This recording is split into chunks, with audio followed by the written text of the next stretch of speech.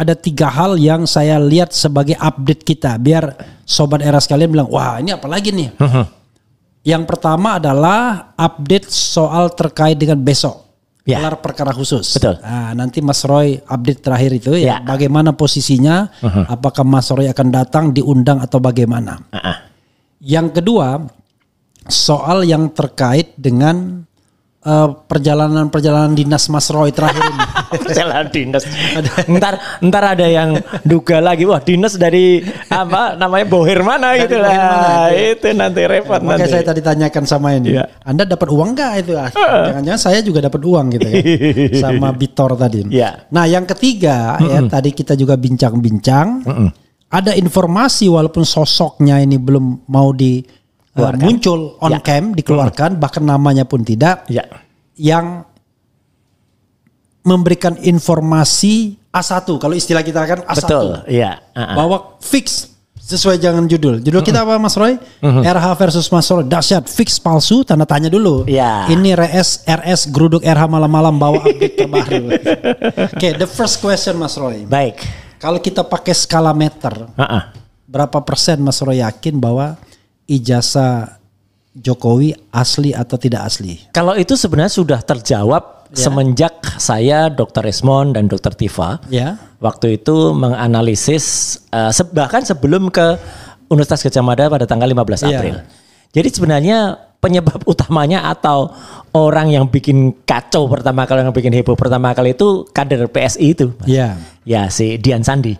Karena sebelumnya meskipun tahun 2022 itu Dekan Fakultas Kehutanan UGM Pak Dr. Sigit Sunarta itu sudah menunjukkan selembar fotokopi ijazah waktu itu, kami belum berani atau kami belum bisa menganalisis itu sebagai sebuah preparat gitu ya yang kemudian bisa dianalisis karena itu masih fotokopi.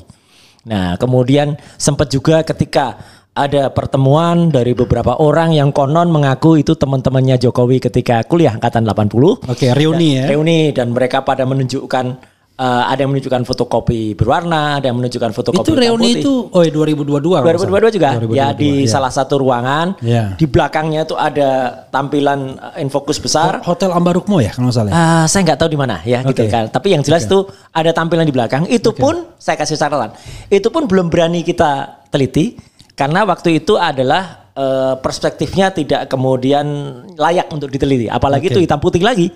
Nah baru tanggal 1 April kalau nggak salah waktu itu ketika mau libur Lebaran salah satu kader PSI waktu itu Dian Sandi itu memposting di akun X yang akun X-nya itu sampai meledak sampai jutaan orang yang kemudian meretweet itu. Nah itu kami berani. Satu itu bukan April Mop ya? Bukan beneran itu. Karena dia nulis bahwa agar liburan lebih tenang, ini saya posting yang asli. Dia nulis begitu. Tampilkan lagi ya. Yang lama banget itu postingannya si Dian Sandi. Kenapa saya bergerak tidak hanya pada kata-kata dia menjamin itu asli, karena sesuai dengan Undang-Undang Informasi dan Transaksi Elektronik, apa yang dia tuliskan itu bisa menjadi alat bukti kan, gitu. Karena itu bukti elektronik pasal 5 ayat 1, tetapi juga karena gambar yang ditampilkan tuh resolusinya paling menang di antara semuanya. Ini ya. Betul. Ya, meskipun itu sebenarnya agak tidak juga perspektif banget ya, karena agak miring kan. Ya, tapi dari sisi kualitas resolusinya cukup tinggi, kemudian berwarna, ini yang penting. Sehingga ketika berwarna kita bisa membedakan ada perbedaan warna antara cap atau logo Universitas Gadjah Mada, maaf logo ya bukan cap, logo Universitas Gadjah Mada, kemudian pas fotonya juga kelihatan detail banget, bahkan terlalu tajam untuk sebuah pas foto. Sekali lagi ya, ini sebenarnya petunjuk, terlalu tajam untuk sebuah pas foto yang dicetak. Kemudian ada cap yang tidak lintasannya tidak menimpa jas hitam itu. Jas hitam dari kulit buah. Wah ya selamat pagi. Itu Bapak Umar Bakri kalau itu. Nah jadi artinya dari situlah kita bergerak. Saya kemudian kalau dilihat, saya sebenarnya perjalanan saya dimulai dari situ startnya. Dr. Resmond itu sudah setengah bulan sebelumnya. Karena Dr. Resmond itu tanggal 15 Maret. Ijazah. Belum, skripsi. Dr. Resmond tuh malah sudah pernah datang ke UGM bersama Mbak Vivi, istri Dr. Resmond. Berdua mereka dan diterima oleh pegawai perpustakaan yang itu sangat bagus sekali. Baik hati. Jadi mungkin kalau sosok nomor 2 yang paling jujur di UGM setelah Pak Kasmujo ya pegawai perpustakaan Fakultas Kehutanan waktu itu gitu yang ngasih ijazah itu. Betul, yang ngasih skripsi yang malah memberitahukan ada ini Pak skripsinya dikasihkan. Masih ada dia di sana. Kemarin ketika Dr. Desmond ke Fakultas Kehutanan udah nggak nampak orangnya. Saya khawatir ya. Mungkin di karantina mungkin. Mengkhawatirkan. Nah, tapi itu ada cerita lain nanti. Nah, jadi artinya gini, Mas. Ketika kemudian saya mulai bergerak ada postingan Dian Sandi itulah saya berani memastikan kalau itu 99,9% palsu. Oke, ini untuk pertanyaan saya tadi ya. Ya, saya memang tidak seberani atau tidak seheboh Dr. Desmond yang mengatakan 11.000 triliun persen gitu ya. Karena gaya saya memang 99,9%. Itu didasarkan sama seperti Fufu Fafa. Betul, sama seperti Fufu Fafa. Kelasnya sudah sama seperti Fufu Fafa, itu confirm itu palsu. Karena apa? Yang pertama adalah itu tadi Mas Refli sudah menyebutkan, saya mencurigai dengan adanya pas foto yang terlalu tajam untuk sebuah kualitas pas foto. Kemudian yang kedua, cap dari Fakultas Kehutanan itu tidak menimpa jas. Lintasan. Ya, lintasan itu. Kemudian yang ketiga itu memang itu repro ya, karena ada garis tepi yang ada di sebelah kiri bawah. Kemudian ada noda-noda kayak notah bekas-bekas tinta itu, yang itu aneh, itu kayak hasil sebuah print out berwarna. Itu jadi ini membuat saya agak ragu-ragu. Belum lagi dengan foto yang tertempel di situ. Artinya foto itu kemudian membuat saya beberapa hari kemudian lakukan face recognition dan itu pertama kali temuannya adalah itu sama sekali tidak mirip atau tidak identik dengan seorang Joko Widodo. Berapa persen? Di bawah. Kalau kemiripannya dengan Joko Widodo, itu bahkan di bawah 50%. Sehingga hasil saya dengar 30-an. Iya, sehingga hasil saya waktu 40 sekian. Sehingga hasil saya waktu itu mismatch. Artinya tidak match dengan foto Jokowi. Baik Jokowi muda, yang katanya muda dulu ada foto-foto lama dia yang tidak berkacamata gitu. Kemudian dengan Jokowi tua sekarang. Karena mulai dari saya bukan seorang dokter ya, seperti Dokter Tifa yang kemudian menganalisis rahang, bentuk gigi segala. Tapi berdasarkan software itu clear kalau itu sebenarnya bukan seorang Joko Widodo. Muncul pertanyaan berikutnya, saya percepat. Siapa orang itu? Makanya saya kemudian berani ketika ini terus terang ya yang membantu adalah teman-teman dari anggota BIN, Mas. Badan Intelijen Netizen.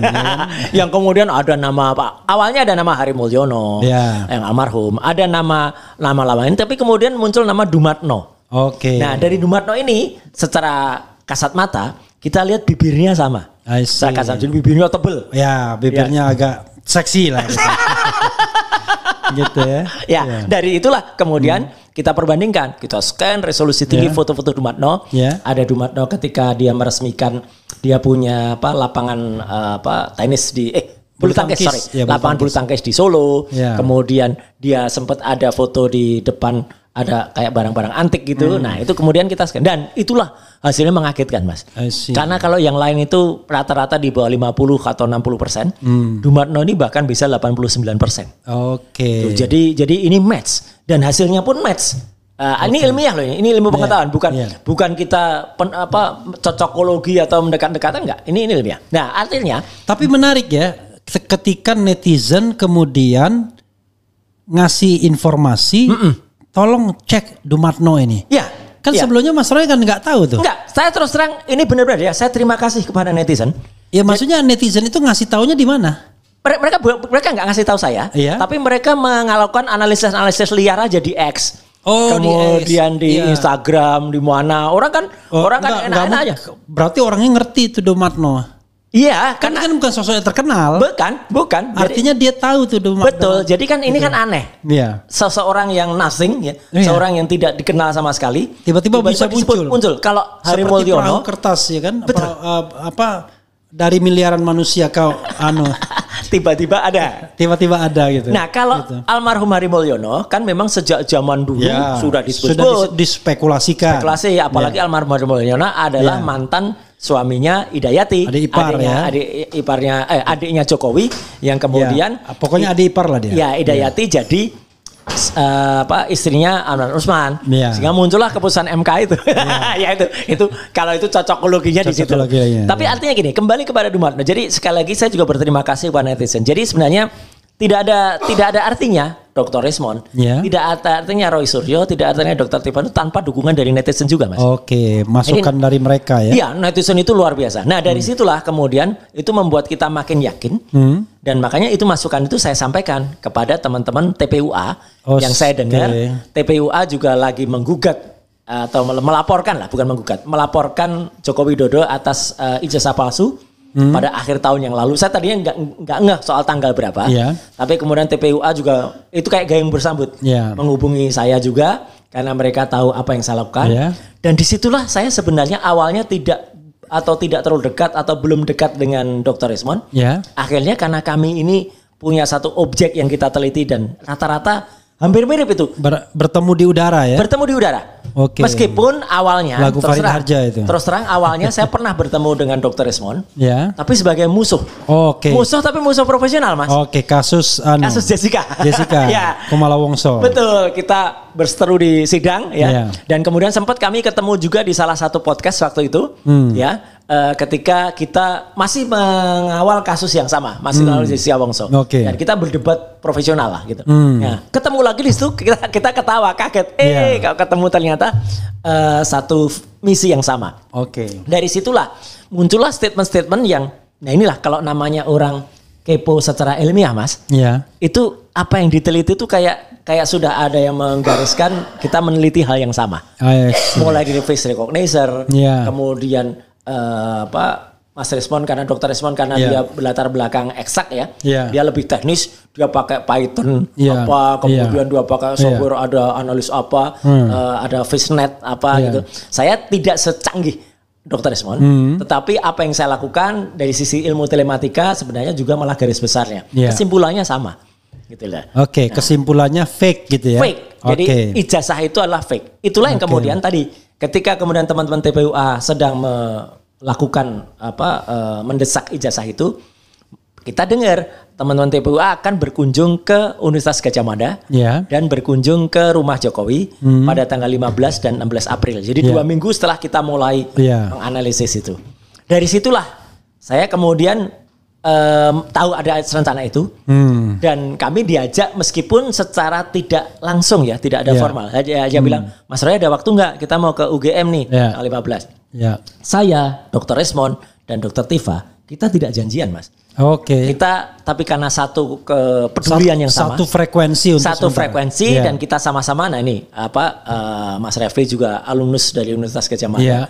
Kami tertarik karena itu pulang kampung. Pulang kampus dan judulnya acara halal bihalal waktu itu. Jadi kita pikir memang ada acara halal bihalal betul di kampus UGM. Tapi memang benar, Mas. Ada. Tapi angkatan apa gitu? Bukan. Malamnya 15 malam. Itu memang ada bukan reuni. Kagama, halal bihalal kagama. Ada. Jadi memang ya kami datang. Karena pas. Jadi 15 April malam itu ada halal bihalal kagama. Jadi kami itu datang juga sendiri-sendiri. Artinya saya datang pada tanggal 14 sore ya. Kemudian Dr. Resmond tuh kalau nggak salah malam. Dr. Tifa kalau nggak salah baru pagi harinya. Tapi alhamdulillah, Mas. Itu mungkin memang sekali lagi. Ini seperti sudah sunatullah ya, atau seperti sudah gariskan oleh yang di atas ya. Gitu. Jadi kok ya kami itu ketika pagi-pagi kami sudah semuanya ngumpul di Bulak Sumur di kampus Gadjah Mada dan pagi itu kami menemukan memang sesuatu yang agak aneh di UGM. Yaitu nggak kayak kampus. Nggak kampus rakyat. Di mana-mana polisi berjaga, di mana-mana barikade. Untuk masuk ke dalam saja yang biasanya kita lewat jalan boulevard itu semut itu nggak bisa kayak di barikade gitu. Kita lewat samping, lewat masjid UGM. Ya, kemudian saya nggak bisa lewat jalan Sosial Justisia, tapi langsung masuk ke kehutanan di belakang. Nah itu agak aneh gitu. Disitulah kami melihat ini kok ada something wrong ya gitu di UGM itu. Nah dan disitulah sekali lagi, Mas, ketika kami bertiga itu akhirnya ketemu di dalam kampus kehutanan, fakultas kehutanan, kami baru mendengar bahwa ternyata teman-teman dari TPUA itu terhambat atau dihambat perjalanan di tol ya. Di tol. Dan kami di situ ketemulah dengan Pak Profesor Dr. Amin Rais, ketemu juga dengan Pak Sukri Fadoli, ya. Dan ketika kemudian kami dipersilahkan masuk karena kayaknya terburu-buru sekali gitu UGM itu. Jadi jam 8 itu sudah jam 8. Tumben gitu ya. Iya. On time. Yeah. Kami diharuskan masuk dan waktu itu masuk tuh kayak masuk ini benar-benar lucu. Oh, Pak Roy Suryo. Oke, lihat daftarnya. Ada Pak Roy. Dokter Tifa. Ada. Pakai screening. Pakai. Jadi ya meskipun screening manual ya. Yeah. Dan karena kami tahu dari rombongan dari TPU enggak atau belum nyampe, saya mengusulkan Mas kepada teman yang ada di Fakultas Kehutanan tuh. Ini ada 2 orang senior, Pak Amin Rais, lulusan UGM, dan profesor dari UGM, dan satu lagi Pak Rizal, yang dari Jogja, ya, Sukri Fadoli, kita usulkan supaya masuk, ditolak, nggak bisa, karena nggak ada nama itu, gitu. Oke. Saya mulai. Jangan-jangan mereka nggak kenal Amin Rais. Jangannya siapa tahu kan? Sangat konyol. Dan disitulah Mas, saya mungkin pernah cerita di podcast lain ya, tapi belum di sini. Masuk kami kaget. Di hadapan kami itu, udah ada belasan orang yang duduk kayak siap melahap kami gitu ya. Itu dan itu lengkap mulai dari wakil rektor 1 ya Profesor Wening, wakil rektor bidang kemahasiswaan 3 ya gitu ya. Ari Sujito, Dr. Ari Sujito, kemudian ada dekan Fakultas Kehutanan Pak Sigit Sunarta, ada guru besar dari Fakultas Kehutanan siapa itu namanya. Kemudian ada juga orang-orang yang banyak di situ katanya teman-teman seangkatannya Jokowi. Ada juga sekretaris rektor, ya sekretaris rektorat, Dr. Andi siapa gitu. Nah, Andi Sandi. Bukan Andi Sandi, Andi Sandi ya namanya. Kalau sekretaris rektorat tuh Andi Sandi dari Fakultas Hukum dia. Betul, ya itu. Nah itu. Jadi kaget kami. Loh, kok kayak gini ya sambutannya tuh. Dan terus terang kesan yang saya dapatkan, ya bolehlah ini kesan kan, nggak ramah. Karena seolah-olah kayak nggak kenal. Iki musuh. Betul. Sampai seorang Ari Sujito saja yang beberapa bulan yang lalu meneriakkan berani meneriakkan di Balairung ikut memprotes pemerintahan waktu itu Jokowi ya kan turunkan Jokowi atau gitu ya. Itu di situ dia loh kok ini kok kayak nggak friendly gitu, kayak nggak bersahabat gitu. Nah ternyata memang benar Pak. Jadi itulah kunci kenapa Dr. Resmond itu selalu menagih kepada UGM, khususnya kepada Profesor Wening, video rekaman selama 1,5 jam itu. Karena di situ awalnya kami nampak banyak wartawan kan. Kita pikir wartawan. Ternyata baru kami tahu setelah akhir pertemuan itu, ketika kita lihat ini dari pers mana aja, enggak tuh humas internal. Karena Dr. Resmond waktu itu menanyakan, ini live kan tadi? Ternyata enggak, padahal bentuknya kayak ada handphone yang kayak live gitu ya. Jadi pakai tambahan mic atau apa gitu. Dari BIN mungkin ya. Badan Intelijen Netizen. Atau Badan Intelijen Ngajah Mada. pakai N. Nah, disitulah akhirnya kita ingin buktikan kepada masyarakat bahwa pertemuan di dalam itu sungguh-sungguh sangat tidak jawani. Kemudian bahkan sempat saya terus terang Mas, saya juga nggak banyak cerita nih soal ini. Saya terus terang saya sempat lirik-lirikan sama Dokter Tifa, sama Dokter Resmond, walkout yuk. Karena sempat ketika kita berdebat untuk hanya mengeluarkan skripsi aja, perdebatannya luar biasa. Karena dikatakan, ini ada undang-undang perlindungan data pribadi. Saya sampai menerangkan, Prof, ingat Prof. Saya itu bukan hanya seorang lulusan UGM. Kebetulan saya pernah di Komisi 1. Yang ngomong tuh yang profesor? Iya, profesor sama satu lagi saya lupa siapa ya. Kayaknya si sekretaris rektor. Si Andi Sandi. Iya dia bilang, ini nggak bisa dikeluarkan. Bahkan dengan undang-undang perlindungan, selain perlindungan data pribadi dengan keterbukaan informasi publik. Bahkan membanggakan, UGM ini mendapatkan peringkat kedua nasional sebagai lembaga yang memperoleh ranking keterbukaan informasi publik. Saya juga mengucapkan selamat. Itu sebelum ada kasus ini. Saya bilang selamat gitu ya. Tapi benar 1 jam lebih baru yang namanya skripsi itu dikeluarkan. Setelah saya waktu itu Mas, akhirnya saya keluarkan bahwa ada pasal 17 memang itu yang dikecualikan. Ya, tapi kunci saya di pasal 18 ayat 2. 18 ayat 2 itu yang nggak pernah mereka bicarakan. Iya, dan mereka lupa kalau saya dulu pernah di Komisi 1 kan Mas. Ketika Undang-Undang Keterbukaan Informasi Publik nomor 14 tahun 2008 disahkan tanggal 30 April 2008. Ketika pelaksanaannya 2 tahun sesudahnya, 30 April 2010 kan saya sudah di Komisi 1. Kita yang juga mengawal untuk membentuk PPPP-nya, untuk membentuk lembaga-lembaga yang nanti mengawasi keterbukaan itu. Terus perlindungan data pribadi itu jelas-jelas gak masuk. Yang namanya skripsi kok masuk perlindungan data pribadi. Kalau KTP ada NIK-nya, itu yang itu bisa digunakan untuk pinjol atau pinjol kejahatan itu baru masuk. Nah, singkat kata, disitulah kami akhirnya mendapatkan yang namanya skripsi yang tertulis atas nama Joko Widodo. Dr. Resmond langsung mengulangi statement dia ketika dia pernah melihat itu sebulan sebelumnya persis. 15 Maret dia datang bersama istri, dan kalau itu yang dikatakan mungkin tidak resmi, 15 April itu yang resmi. Kami datang resmi, diterima, diberikan oleh wakil rektor waktu itu skripsinya, jadi clear. Dan waktu itu langsung saya lakukan pemotretan resolusi tinggi dengan kamera yang biasa saya lakukan untuk IDEN. Jadi detail banget, hasil gambarnya juga bukan JPEG tapi RAW, sehingga itu bisa sangat dieksplor kualitas dari cetakannya. Dan disitulah kami menemukan perbedaan kertas antara yang di print dengan teknologi terbaru. Kalau kata Bang Resmond itu cantik kali nih sampai dengan. Nah, berdasarkan itu semua kita juga menemukan tidak ada lembar pengujian. Memang ya beda ya, yang katanya hand press itu memang beda dengan yang isinya ya. Lain. Kalau isinya kan ketikan. Ketikan manual. Lalu yang lembar pengesahannya itu cantik kali. Cantik banget. Terlalu cantik, dan itu sudah scalable hurufnya.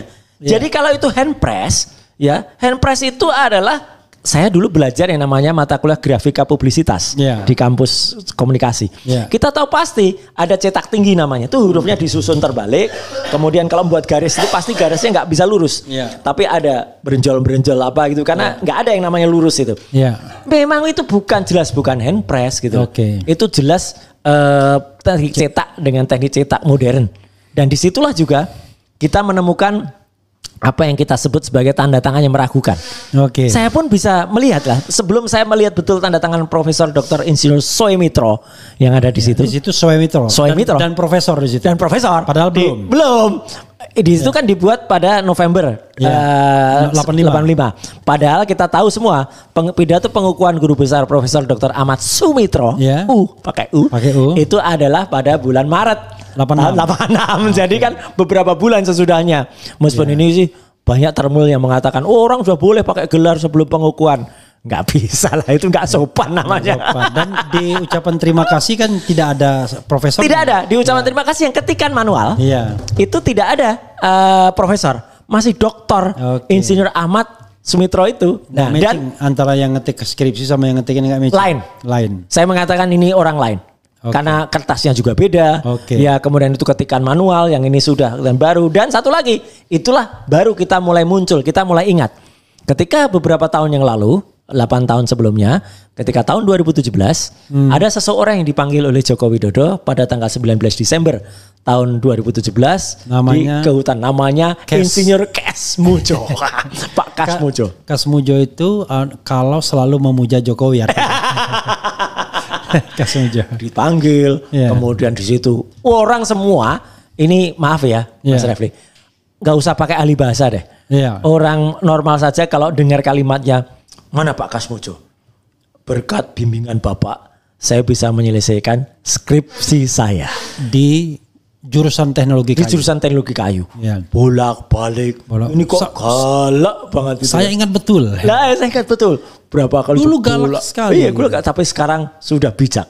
Saya lupa apakah Pak Kasmujo yang berubah atau saya sudah berubah. Kalimatnya sampai kita hafal. Daripada kita penasaran, coba Jido. Tampilkan lagi itu Kasmujo biar kita ada jeda sedikit. Mas Roy belum menjawab 3 hal tadi. Dinas di Pasar Pramuka. Nanti. Jangan khawatir, agak panjang ini. Coba. Yang pertama saya ingin menyampaikan penghargaan yang setinggi-tingginya kepada dosen pembimbing saya, Bapak Kasmujo. Tadi. Ke depan Pak Kasmujo.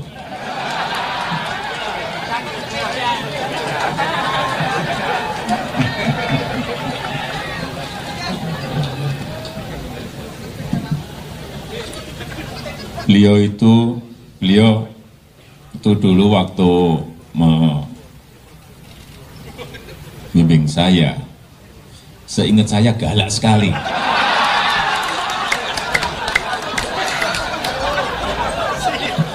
Galak sekali, saya masih ingat galak sekali.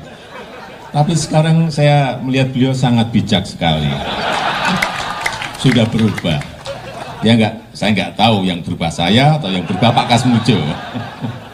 Tapi sekali lagi Pak Kasmujo, saya mengaturkan banyak terima kasih karena bimbingan Bapak di jurusan teknologi kayu, saya bisa menyelesaikan skripsi saya. Meskipun saya lupa juga bolak-baliknya berapa kali ya. Karena begitu maju dibentak balik. Begitu maju dibentak kok galak sekali ya. Tapi sekarang alhamdulillah saya kira atas bimbingan Pak Kasmujo. Ya dulu cita-cita saya kira sama banyak rekan-rekan saya pengennya jadi pegawai perhutani. Tapi saya juga daftar saat itu. Saya daftar tapi nggak diterima. Diterimanya jadi presiden.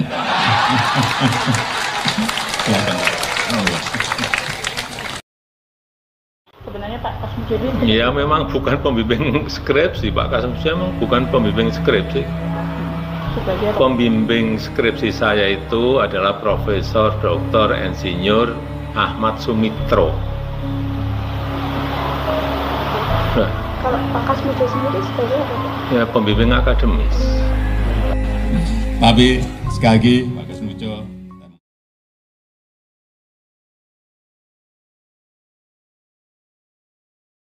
Oke.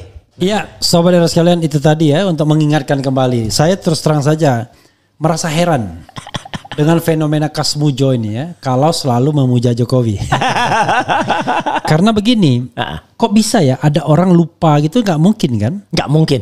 Atau sebaliknya, dia mengatakan ingat betul, berarti dia nggak lupa. Sangat, nggak mungkin. Nah, jadi ini kan sama saja dia mengatakan, saya ingat betul, tapi at the time. Tapi 2025, oh iya saya lupa, bukan dia. Nah, itu. Karena kita pun pasti selalu ingat ya. Iya. Saya dulu dosen pembimbing skripsi saya itu Pak Dr. Andes Budi Sayogo ya, atau Mas Dandit, itu masih ingat Mas. Artinya gini, dan ketika dulu kan orang juga selalu menanyakan, dulu Pak Kasmujo kok hanya bisa senyum-senyum. Ya nggak mungkin dia nolak. Itu ada relasi kuasa, Mas. Iya kan? Masa dia berani? Enggak, Pak. Saya bukan dosen pembimbing Bapak loh. Apalagi jangan bohong ya. Tapi yang menarik, termasuk juga yang hadir di sana, nggak mungkin ada yang berani dan acara itu kan memang acara yang sangat sudah dikondisikan. Saya ingat betul waktu itu Jokowi datang, ada Gubernur Daerah Istimewa Yogyakarta dengan Sodalam juga, ada Sri Sultan. Kemudian habis acara itu mereka melakukan penanaman pohon. Ada rektor juga di situ, rektor UGM waktu itu. Kemudian ada juga dekan juga. Jadi dan ada yang tadi yang menarik ya, ada yang namanya Pak meskipun waktu itu masih selaku setnek ya, gitu. Artinya Profesor P.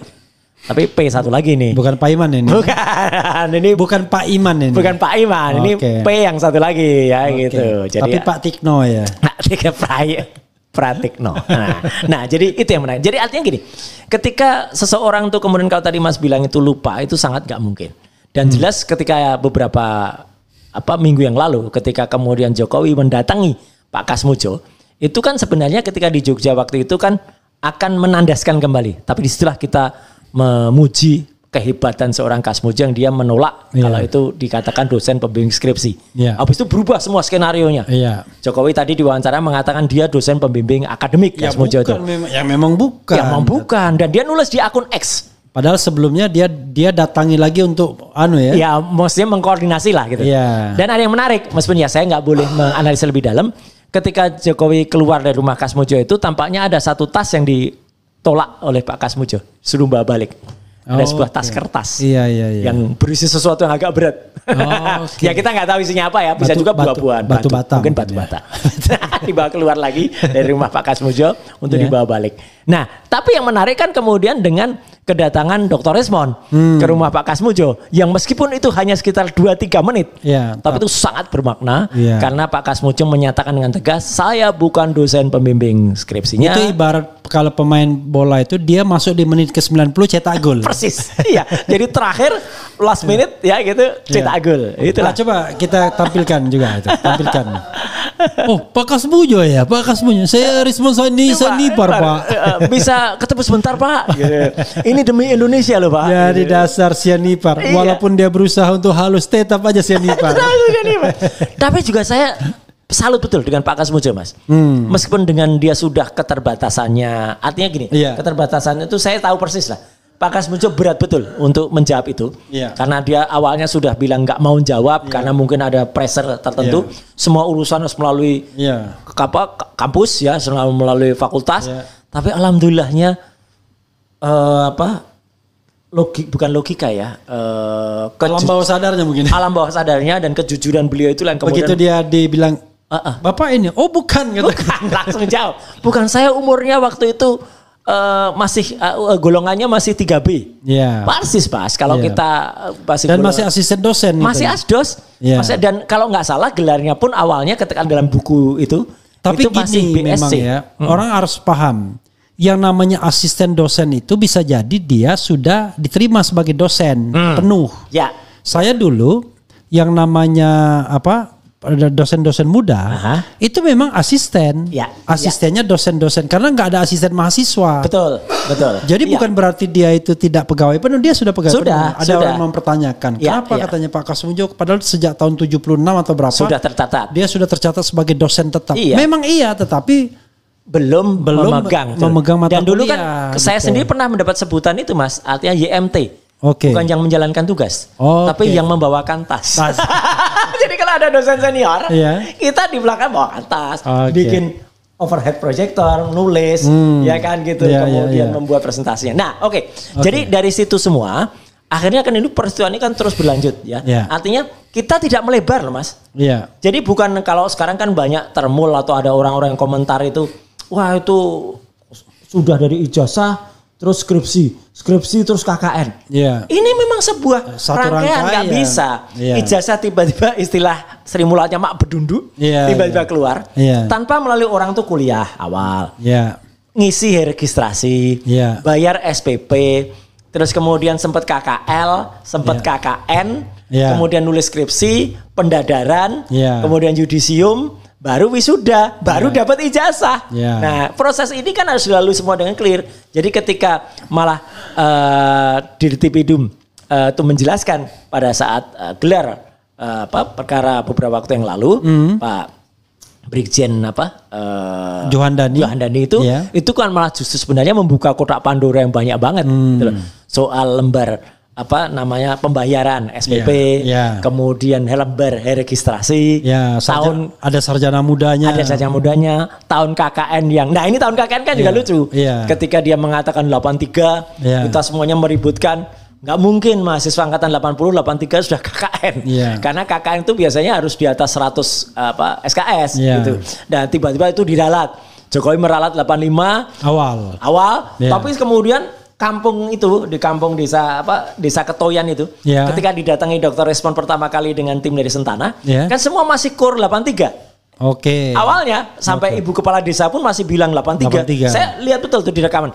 Kan 85 apa 83 Bu? 83. Itu 83. Semua sampai yang katanya boncengin pakai Vespa pun waktu itu katakan juga 83. Tapi setelah Jokowi meralat 85 awal, semua berubah jadi 85. Ketika Kompas mengadakan liputan di sana, berubah semua jadi 85.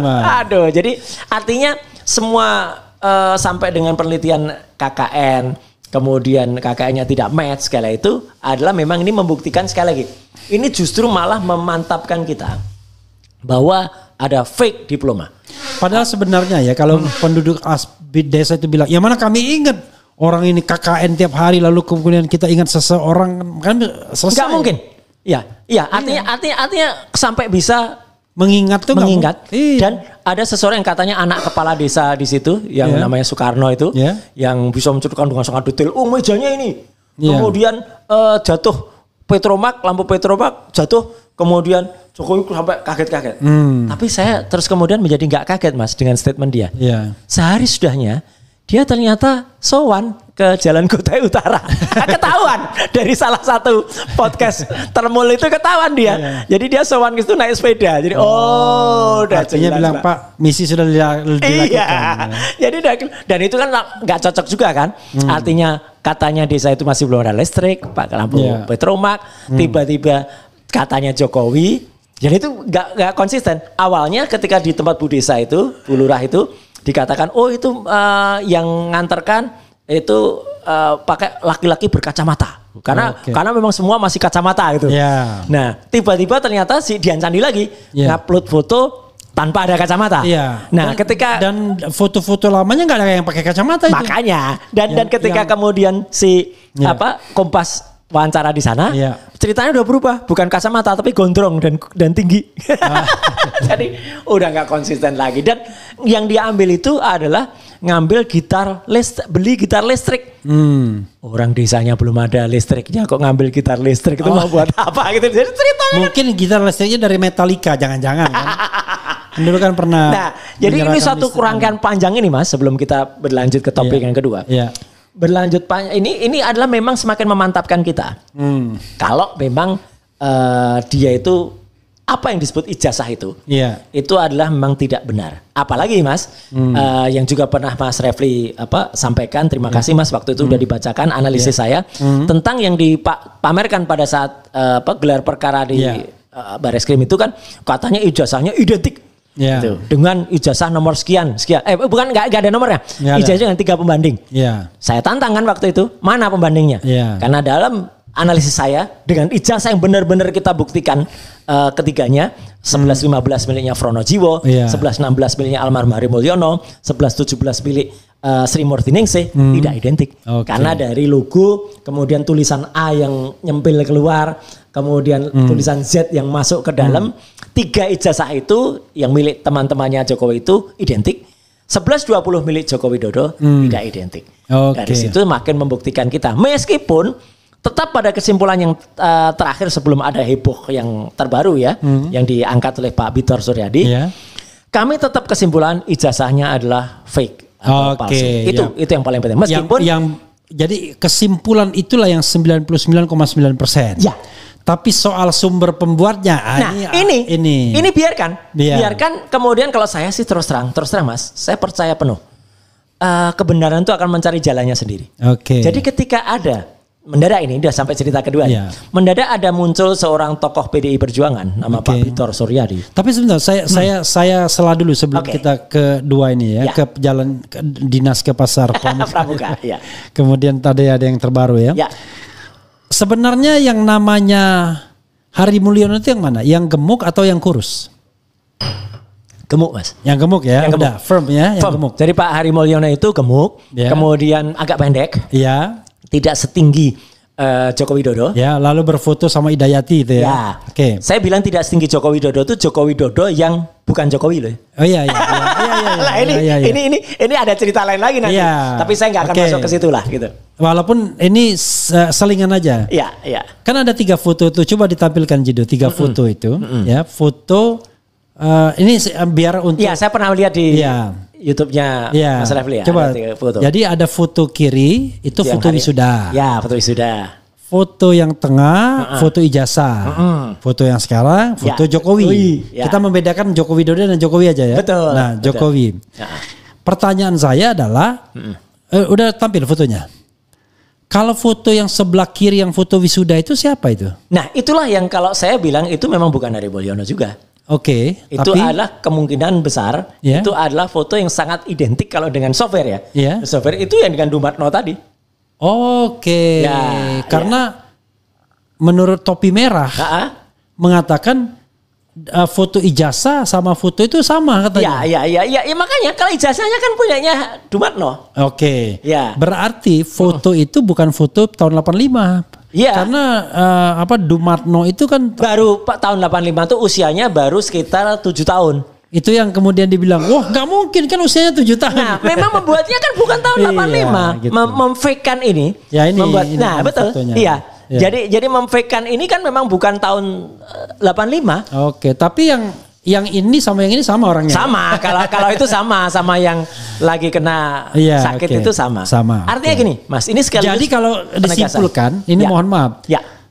Ini ilmiah ya. 1-2 ini Dumatno diperkirakan. Betul. Kalau ini Jokowi. 3-4 Jokowi. Ya. Oke. Jadi artinya gini, Mas. Kenapa kemudian bisa muncul sosok Dumatno? Ya. Satu kita pastikan, perekayasaan ijazah itu memang bukan tahun 85. Okay. Perekayasaan itu menjadi match. Kalau kemudian dengan tahun-tahun di atas 2010. I see. Ya gitu loh. Ketika Dumatno usianya sudah memang seperti seorang mahasiswa. Dan ketika dicari gambar yang, ini mohon maaf ya, gambar yang Jokowi tahun 85 mungkin nggak ada lagi. Lah iya. Filenya yang kira-kira dalam bentuk jas begini mungkin nggak mungkin ada. Nggak mungkin ada. Iya, akhirnya dicarilah siapa kira-kira yang masih usianya kira-kira pantas kalau dia seorang mahasiswa yang baru lulus. Ya kan gitu. Itulah yang mirip-mirip gitu ya. Mirip-mirip. Karena memang keluarga itu ini kan memang agak mirip. Sekali lagi ini analisis ya. Ya. Soalnya Pak ya termulin nih, bentar-bentar, wah itu menyebarkan hoax, menyebarkan kebencian. Enggak, gitu. Ngapain hoax? Kita juga nggak menyebarkan hoax. Ini analisis berdasarkan software kok. Jadi yang mengatakan itu firm, itu 90 atau 89% itu Dumatno Budi Utomo adalah software. Oke. Iya kan? Gitu. Kalau kan topi merah yang anak kecil yang 3, saya bukan anak kecil, saya udah 30 tahun. Dia bukan anak kecil dia mengatakan ini identik katanya. Iya. Dia tidak mengatakan itu Dumatno. Jadi dia mengatakan bahwa kan dia pakai gambar Jokowi yang pakai itu. Betul. Ijazah sama ini nggak match katanya. Nggak identik. Kemudian yang wisuda sama yang Jokowi sekarang nggak match juga. Tapi ijazah sama yang wisuda match. Iya, betul. Oke. Jadi makanya sama Mas Roy juga begitu. Sama. Kalau dikejar foto lama-lamanya itu kan memang meragukan kalau itu Jokowi sekarang. Kalau Dokter Tifa mengatakan gimana bisa sama Mas, giginya beda, yang sekarang berantakan, yang dulunya rapi, hidungnya lancip gitu. Jadi orang yang beda gitu. Oke lah dari sisi itu. Tapi kalau misalnya kita bicara itu match, kita udah terjawab bahwa itu misalnya ya ini sebagai sebuah skenario, kita nggak perlu pusing. Itu foto Dumatno diperkirakan ya. Itu foto Dumatno baik wisuda maupun ijazah dan memang ada foto Dumatno wisuda pasti. Memang ada meskipun mungkin backgroundnya diganti. Dan Dumatno ini memang bukan Universitas Gadjah Mada. Dan lucunya backgroundnya itu background Gadjah Mada tapi bagian hitamnya masih ada katanya. Yang background kan itu aneh. Jadi artinya dan jarang orang kemudian foto wisuda kok di situ gitu kan. Gitu. Jarang. Memang itu relung-relung balairung. Tapi kan bukan itu dan memang kalau ada yang mengatakan Dumatno kan bukan. Tapi tahun 85 itu wisuda di mana?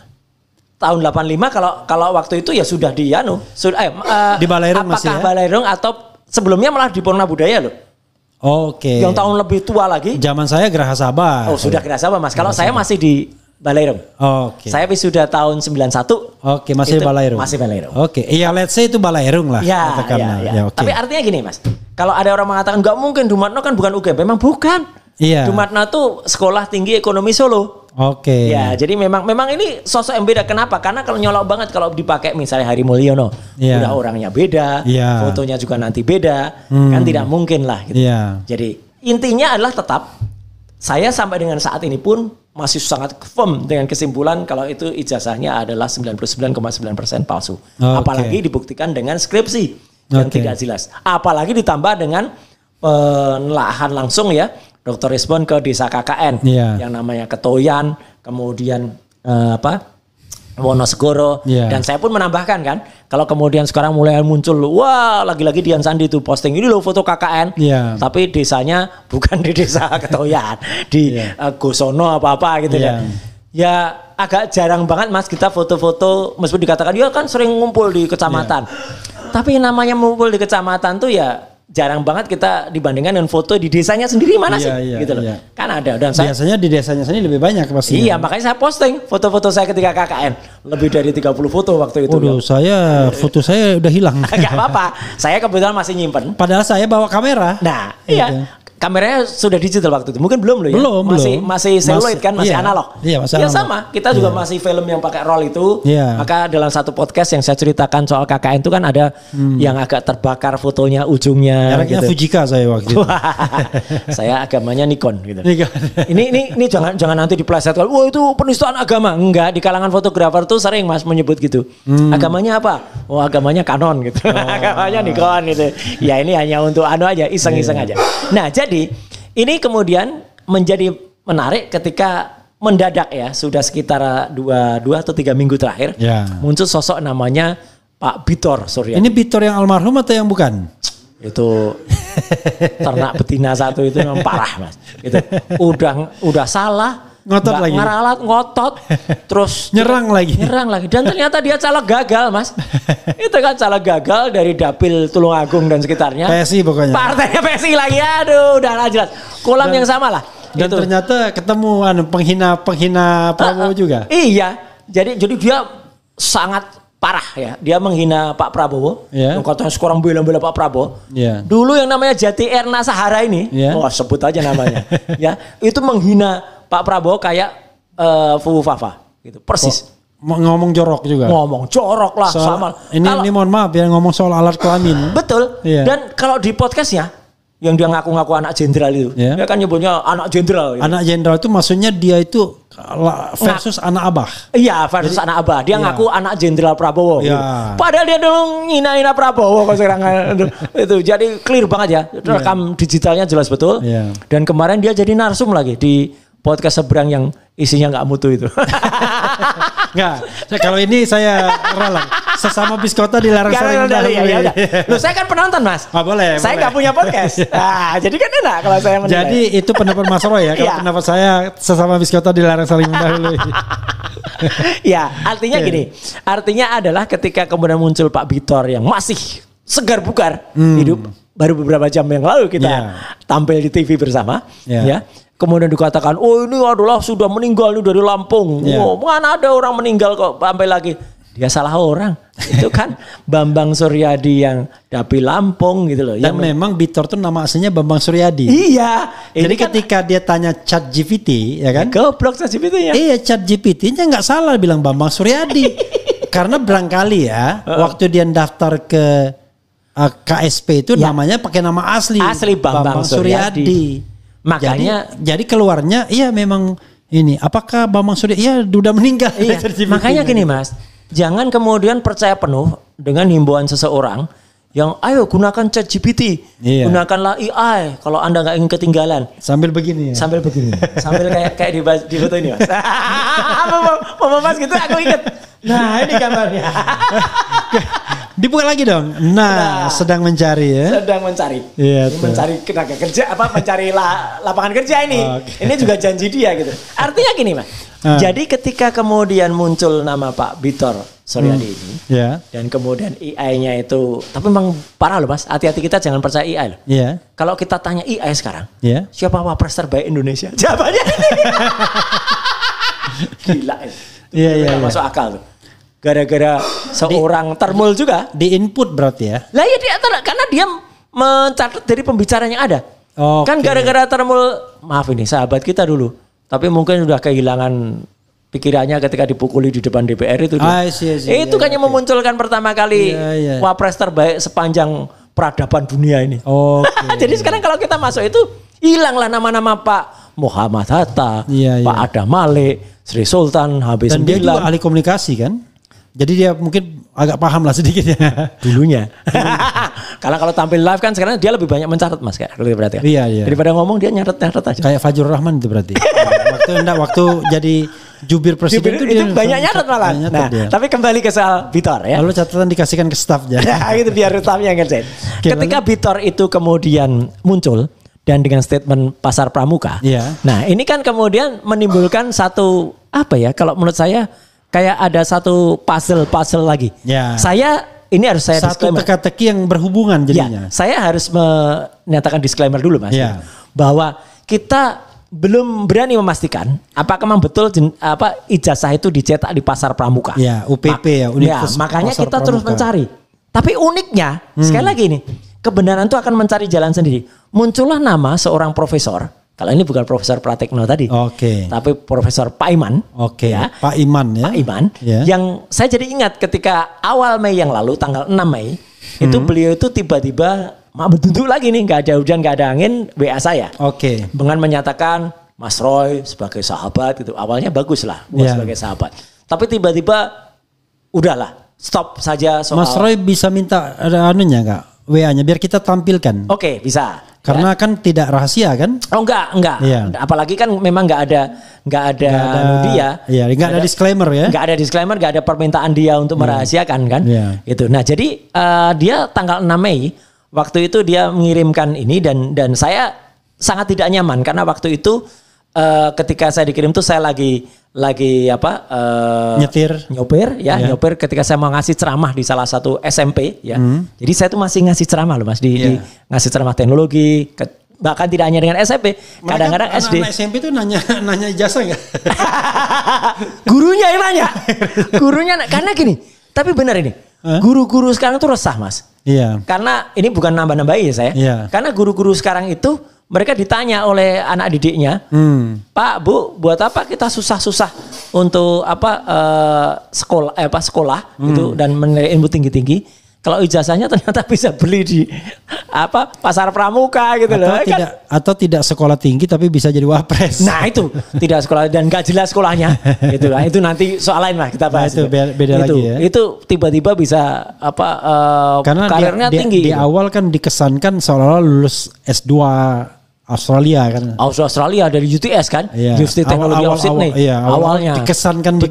Setelah dari sana ketahuan dia tuh ternyata hanya ngikuti matrikulasi. Dan boro-boro S1 saja tidak, ternyata setingkat SMA aja. Setingkat SMK. Ijazah surat penyetaraannya itu kan itu pun juga dipertanyakan. Itu dan ternyata karena kursus kan tidak bisa disetarakan dengan SMA. Betul, dan ternyata kan dia yang awalnya mau diakui sebagai BSc itu kan yang Bradford. Tapi kan ternyata Bradfordnya bukan Bradford dari UK. Bradfordnya kan Bradford yang dia hanya ambil di MDIS, ya Management Development Institute di Singapura. Dan itu pun mungkin hampir sama Mas kayak bapaknya ini. Jadi dia mungkin nggak salah loh Mas. Dia pesen ijazah asli. Dikasihnya yang palsu. Ijazah dari Bradford yang benar Mas. Kalau itu MDIS, itu logonya 2. MDIS sebelah kiri, Bradford sebelah kanan. Yang dia tunjukkan di balai di Loji Gandrung waktu itu, Bradford saja yang ada di tengah satu. Gak ada MDIS-nya. Lah kan kalau nggak ada MDIS-nya dia tidak benar-benar di Inggris sana. Di Inggris sana itu loh. Mungkin itu sepak bola itu jangan-jangan. Nah makanya. Bradford ada sepak bola itu. Lagian ternyata sebelum ke Singapura itu dia kan sempat 2 tahun sekolah di Santo Yosef di Surakarta SMA. Dan ternyata di situ dia direkomendasikan untuk pindah sekolah karena nilainya tidak bagus lah. Kemudian dia tapi sempat nggak naik atau apa? Enggak ya? Enggak, belum sempat. Tapi nggak bisa nggak loh. Sudah saya kirim Mas, dua-duanya. Nah, jadi artinya dia sempat di Santo Yosef itu 2 tahun. Kemudian direkomendasikan untuk pindah sekolah. Dia pindah di SMK Kristen Surakarta. 2 tahun lagi.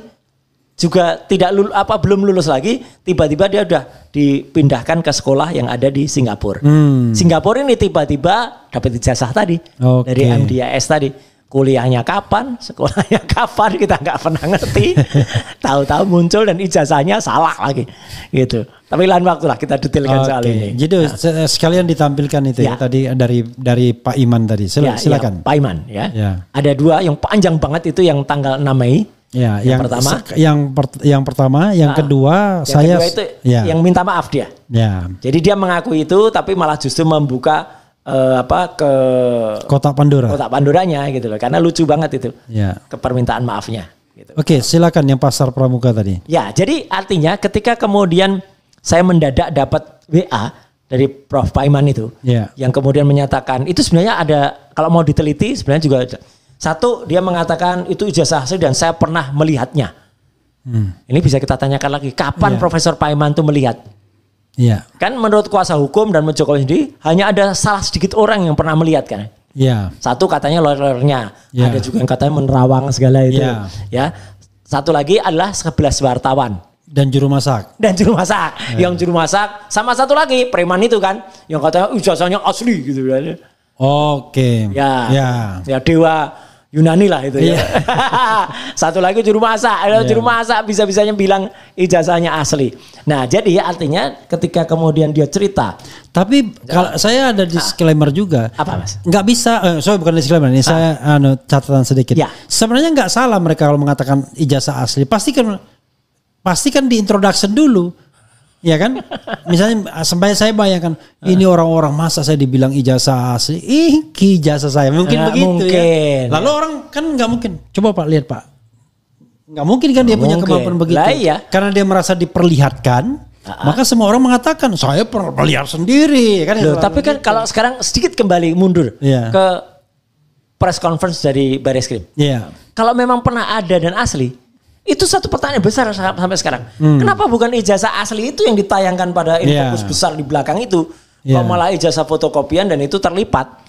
Kemudian para pembelanya kan mengatakan itu kan ada ijazah asli yang diserahkan. Yang dimensinya bingung. Lah nggak mungkin, itu sama saja dengan ijazah yang fotokopi yang ditunjukkan oleh itu takut di tindakan RS itu, bukan rumah sakit. Roy Suryo, Rismon Zanibar. Nanti diperiksa lagi, nanti ketahuan lagi kalau itu tidak identik lagi. Nah, jadi artinya WA dari kembali kepada Prof Paiman ini malah membuat saya bertanya-tanya, Mas. Satu, kenapa dia harus WA saya dengan kata-kata yang menurut saya tidak sopan, intimidasi. Karena menyatakan saya stop, harus minta maaf. Terus kalau terakhir supaya saya damai. Saran dari sahabat agar kedepannya Mas dan keluarga hidup damai. Loh, emangnya saya perang hidup damai gitu. Maksudnya ini namanya intimidasi itu yang ini. Halus tapi halus. Memang halus. Terima kasih Profesor Paiman Radin. Nah, ini kemudian yang menarik, Mas. Saya kemudian ingat punya satu sahabat yang memang selalu berkomunikasi. Namanya Kolonel Purnawirawan Sri Pak Rajasa Chandra. Dulu saya kenal beliau karena dulu beliau itu bin daerah dan saya masih di Komisi 1 dan Komisi 1 orang mungkin tanya-tanya, Mas, Komisi 1 kok bisa pegang apa tadi undangan keterbukaan informasi publik Komisi 1. Lah iya memang Komisi 1. Intelijen juga Komisi 1 gitu. Kemudian luar negeri juga Komisi 1.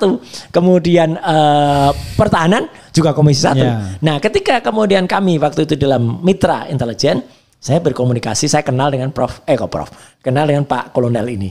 Dan beliaulah kemudian menganalisis. Ketika saya bilang saya diintimidasi, beliau menganalisis. Wah, saya punya cerita soal Prof Paiman ini. Nah, dia cerita gitu. Dan kemudian dia terbitkan dalam sebuah tulisan di beberapa media. Waktu itu bahwa Prof Paiman ini memang pernah punya kios di Pasar Pramuka.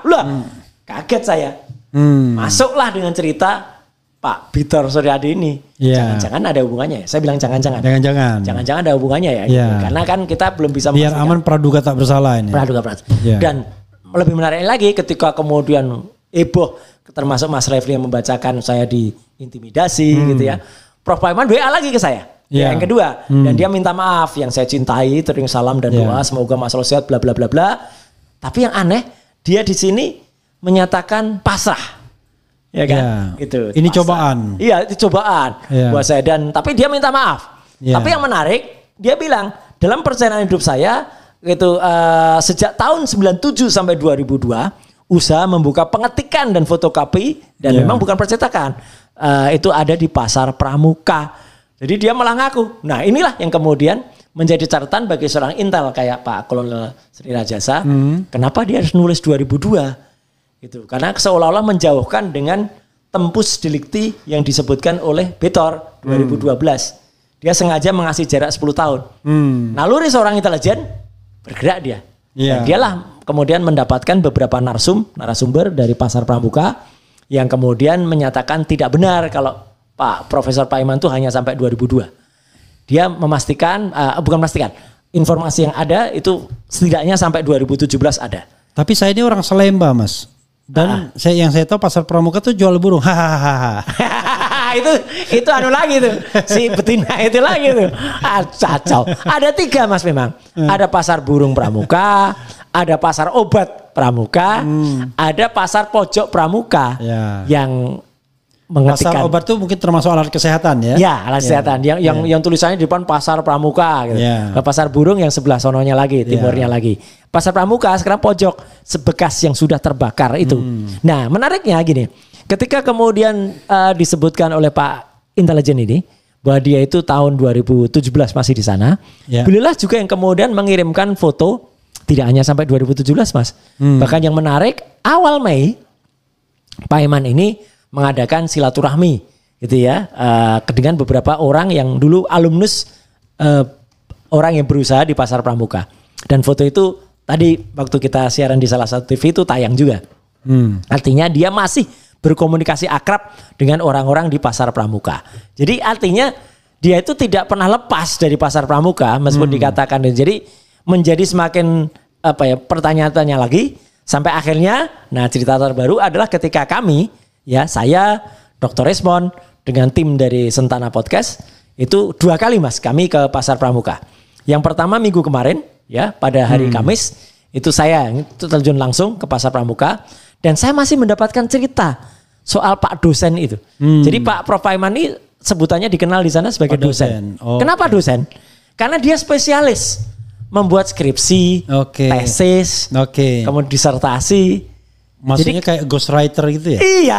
Iya, membuatkan lah gitu. Jadi dan ada nilainya gitu loh. Dan itu pun masih dikenal nama Pak dosen ini. Ada seorang haji di sana. Oh, saya kenal itu, terkenal itu di sini. Bahkan mereka bilang hebat itu ya gitu.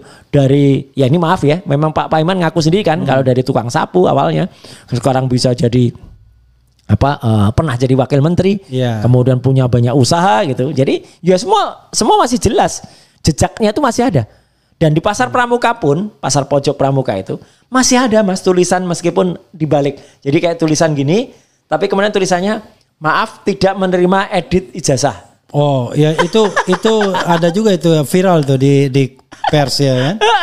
Itu. Jadi artinya ini kan kayak kalau kita ke kantor-kantor mana lah, kantor-kantor hukum atau apa, kami tidak menerima suap. Berarti itu artinya stand kiri belok kanan itu gitu loh. Sama ini kayak di situ. Zona integritas. Nah, kayak gitu. Itu. Nah, jadi singkat kata adalah kami kemudian melakukan investigasi lebih mendalam Mas. Ketika awal minggu yang lalu kami hanya dapat cerita bisik-bisik. Nah ini hari ini Mas baru. Kami tadi di salah satu podcast menghadirkan. Untung bilang hari ini karena besok hari ini juga. Iya hari ini juga. Minggu depan hari ini juga. Jadi menghadirkan salah seorang memang pelaku. Ya kami sebut Mr. J lah gitu. Kalau Mr. X nanti dibilang udah meninggal. Kalau Mr. J kan bisa J siapa gitu kan. Nah, yang kemudian dia memang Jitor bukan ya? Jitor Juryadi.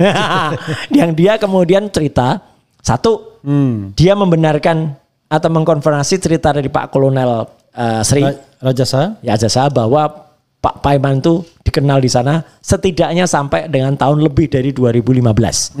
Jadi bukan 2002. Jadi artinya di atas tahun 2012 cerita dari Pitor. Kita belum lagi menemukan pasal yang lain, tapi artinya udah clear. Kemudian dia juga memastikan bahwa sampai dengan saat ini bisnis semacam itu masih jalan di Pasar Pramuka. Yang menarik Mas, orang ini juga mengatakan ketika kami mengatakan Pasar Pramuka itu terbakar kapan gitu, dia mengatakan enggak terbakar tuh Mas. Tapi setidaknya dibiarkan dibakar. Nah, akhir 2004 itu memang beda ya sama di itu ya. Lain Mas. Lain. Karena gini Mas. Ternyata nggak sengaja. Tapi kan menarik. Kenapa pasar yang tadinya isi sekitar 200-an kios yang kemudian hanya 100 meter dari sana itu ada pos polisi Matraman. Kemudian hanya sekitar 300 meter itu dari sana itu ada pusat pemadam kebakaran. Kok bisa habis dengan kebakaran yang konon apinya itu pada mulai pukul 5 atau setengah 6 pagi. Itu kan kalau apinya malam atau apinya dini hari gitu mungkin susah kan. Itu kan orang sudah bangun jam segitu. Habis dan maaf ini sampai ada korban kan gitu. Sampai ada korban seseorang yang memang sudah punya penyakit stroke gak bisa pergi. Kemudian meninggal di situ. Ini kan jahat banget Mas gitu. Artinya untuk membumi hanguskan. Mas kalau lihat ini mirip-mirip lah dengan kilometer 50 gitu ya.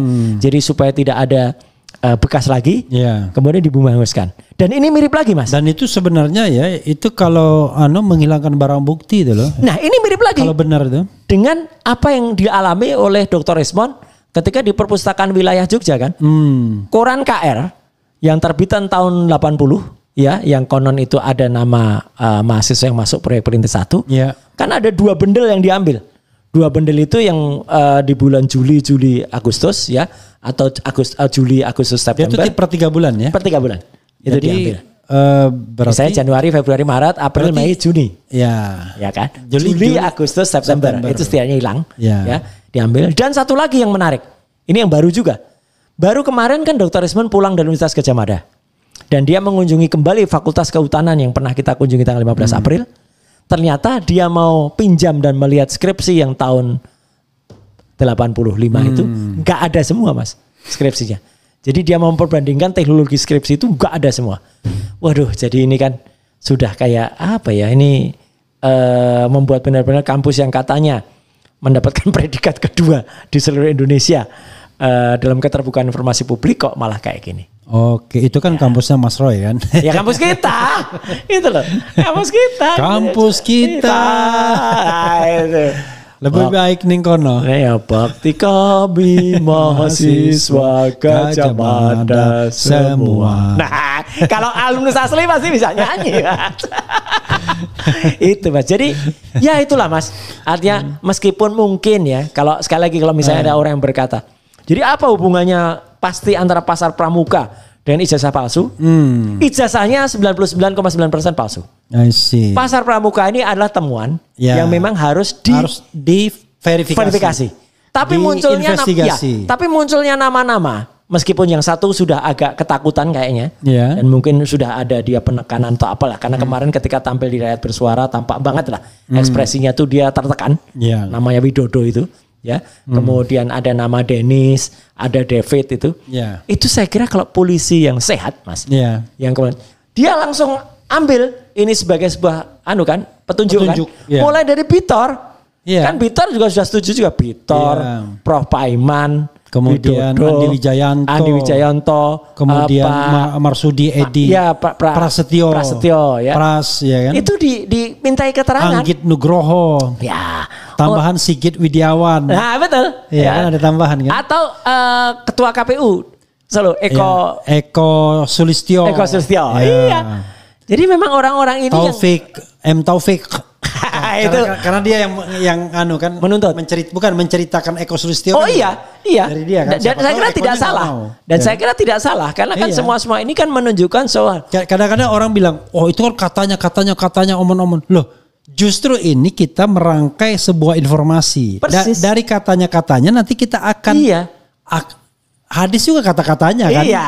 Dari mana-mana. Nanti kita ada perawi hadisnya siapa. Sampai kemudian sumber utamanya. Persis. Yaitu Rasulullah. Bukan malah kemudian Polda itu malah repot-repot memproses pengaduan dari orang yang legal standingnya nggak jelas gitu loh. Iya kan, orang-orang itu ngapain tuh diproses kemudian dimintakan klarifikasi ya. Makanya kan kami menolak. Saya juga bingung misalnya Polda kemudian sempat memeriksa Sylvester misalnya. Apa hubungannya? Iya kan, dalam rangka apa? Artinya informasi dia tidak lebih daripada yang lain kan? Betul. Satu lagi selain Sylvester ada juga yang mirip-mirip Sylvester. Yang katanya kelompok fans dari Jokowi. Yang diperiksanya di Solo. Ya, gitu. Ada juga bentuknya mirip-mirip lah dengan Sylvester kayak gitu. Gitu. Iya itu. Nah, jadi yang menarik, Mas, akhirnya kan kita sampai pada hal yang paling baru nih. Ketika pemberitahuan bahwa besok Kamis ya. Gitu. Ya, entah saya bicara besok atau hari ini gitu ya.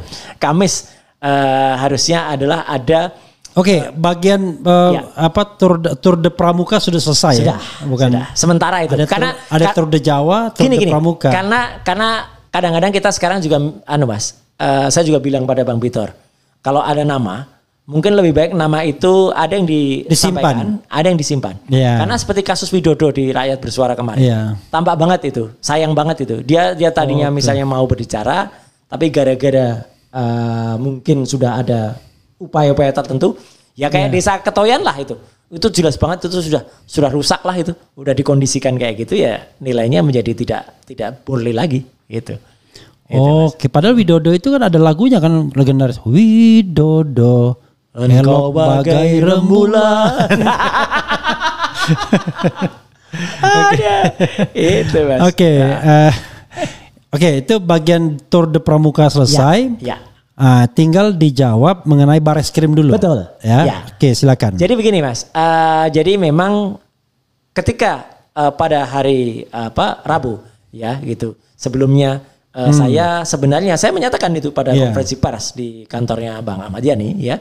Bahwa kami sebenarnya siap betul. Bahkan saya mengatakan 11.000 triliun % kami siap hadir ya. Saya, Dr. Resmond, Dr. Tifa, kemudian dengan yang lain-lain, Pak Rizal Fadilah, Bu Kurnia Triwani, Rostam, kemudian juga Pak Egy dan sebagainya. Tapi atas saran dari dan petunjuk atau nasihat dari kuasa hukum kami, dan kami harus mengikuti karena itu nasihat dari lawyer kami tidak disarankan untuk datang.